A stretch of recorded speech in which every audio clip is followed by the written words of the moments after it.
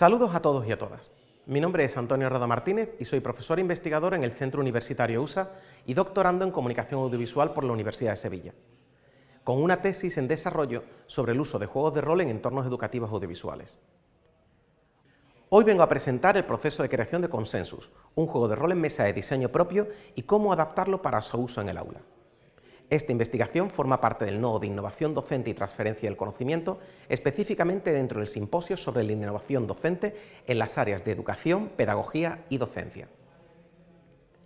La idea de Consensus surgió de la participación en el ciclo de conferencias Agency, Analog Tabletop Role Playing Games and Asymmetrical Dependency, organizado en Bonn por los doctores Adrian Herman de dicha universidad, Evan Turner de la University of Cincinnati y Emily Friedman de Auburn University. En este encuentro, investigadores y diseñadores exploramos la agencia y la dependencia asimétrica en juegos de rol en mesa. En esta ponencia comenzaremos hablando sobre los objetivos que se pretendían alcanzar con la creación de Consensus. Se pasará entonces a resumir el juego y se terminará, antes de extraer las conclusiones pertinentes, con consejos para adaptarlo al aula. Antes de iniciar Consensus, se marcaron los objetivos siguientes. 1. Crear una experiencia divertida y rápida. Ante todo, debía funcionar como juego, por lo que se diseñó para sesiones autoconclusivas de menos de 2 horas. 2. No necesitar preparación. Es un juego autojugable redactado para que no sea necesario leerlo de antemano, aprendiendo las reglas mientras se juega. 3. Ser asequible. En el tema de dependencia asimétrica se discutieron las dificultades de acceso a ciertos juegos de rol en colectivos desfavorecidos, y por eso Consensus solo requiere materiales básicos como papel, lápiz, dados de 6 caras y contadores que pueden ser hasta piedrecitas. 4. Forzar los límites de agencia y simetría de poder. Los diseñadores suelen limitar, especialmente en los juegos indie, la ambientación, creación de personajes y sistema de juego para poder así equilibrar el poder en la mesa. Consensus va un paso más allá, otorgando a los participantes control total sobre los 2 primeros aspectos. 5. Crear una experiencia emocionalmente segura. Para respetar el consentimiento, el juego utiliza una versión de la técnica de líneas y velos.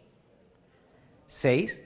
Incluir una guía para la adaptación docente, con una sección llamada Apropiarse de Consensus, que incluye reglas opcionales y consejos para su uso en el aula. Para comprender su posible aplicación, conviene entender cómo se juega. Una partida sigue las siguientes fases. Fase 0. Ambientación y seguridad. Los jugadores establecen líneas y velos, como se ha mencionado, acuerdan el tono, más o menos serio, y pueden también elegir la ambientación, ya sea real, ficcional, pasado, presente o futuro. 1. Selección del tema. El grupo elige una pregunta, tema o hipótesis para la discusión, que puede ser tan real como hablar de un problema de actualidad, o ficcional como límites éticos en magia o cualquier cosa de ambientación pertinente. 2. Creación de personajes. Cada jugador generará un experto en un campo relacionado con el tema, entendiendo el término experto de una perspectiva muy amplia y adecuada al tono, ambientación y al propio tema elegidos. Y tras esto, irán distribuyendo 10 contadores entre los 2 valores de juego: ego, que es la voluntad para seguir discutiendo, y crédito, que es el valor de la palabra en el ambiente en el que se está jugando. 3. Presentación inicial.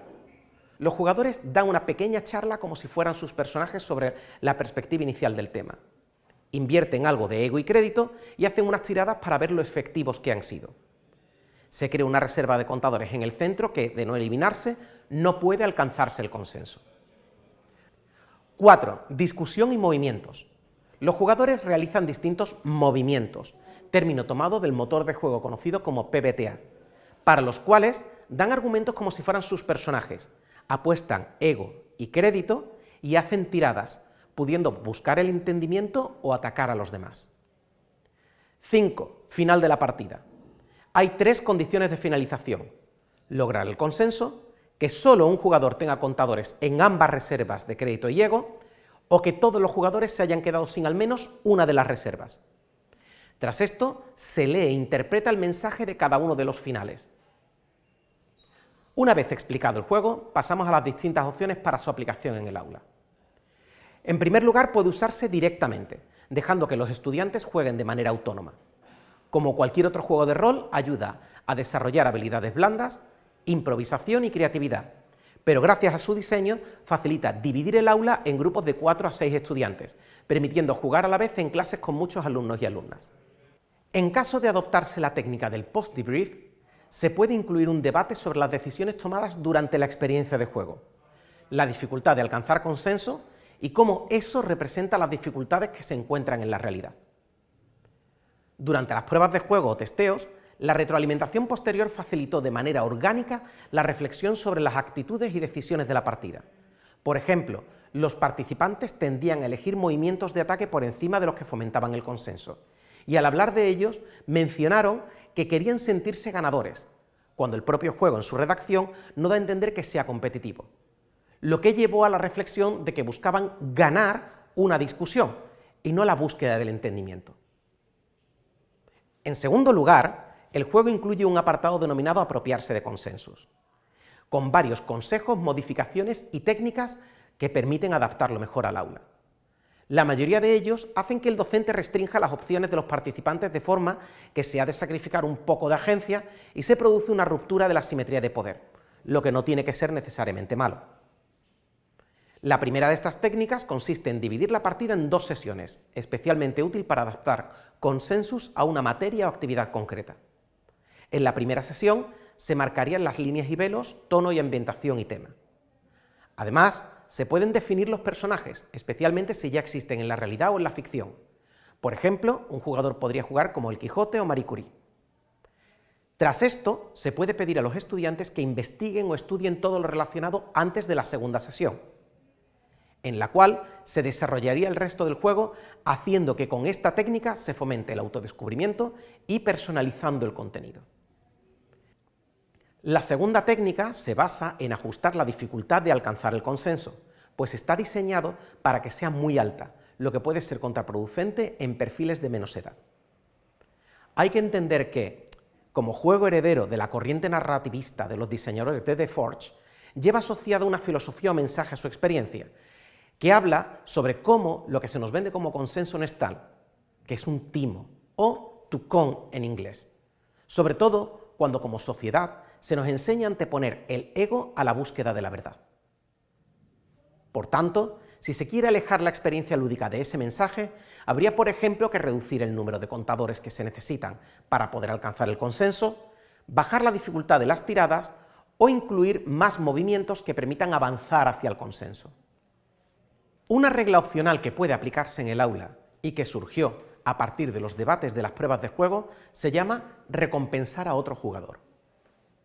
Esta regla permite gastar contadores propios para modificar la tirada de otros participantes con el propósito de recompensar buenos argumentos, interpretaciones divertidas o simplemente el empeño puesto.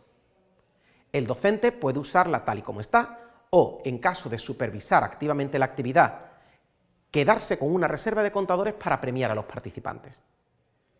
El debate sobre esta regla ha sido el más controvertido, pues hay jugadores a los que les cuesta más la parte social y temen ser penalizados frente a los que tienen más desparpajo. Por último, está la regla rolea, discute y tira, en la cual el jugador no escoge su movimiento durante sus intervenciones en la penúltima fase, sino que interpreta a su personaje dando un argumento y los demás participantes deciden qué movimiento encaja mejor con dicha intervención. Esta técnica ha de tomarse con cuidado y conviene hacerla en grupos con experiencia de juegos similares o con la supervisión del docente, lo que distanciaría aún más la simetría de poder que el juego base pretende buscar. Como conclusión, ha podido observarse que Consensus es fácilmente adaptable al aula. Además de ayudar a desarrollar habilidades sociales y creativas como otros juegos de rol, puede usarse para reflexionar sobre la falta de escucha activa y los problemas de la búsqueda de consenso.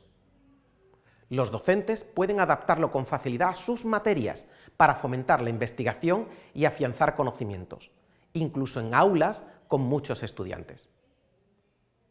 Futuros estudios podrían investigar más a fondo su impacto en el desarrollo de competencias colaborativas o cómo su estructura puede adaptarse para mejorar la cohesión y la negociación en equipos de trabajo, abriendo nuevas posibilidades en el ámbito de la innovación docente.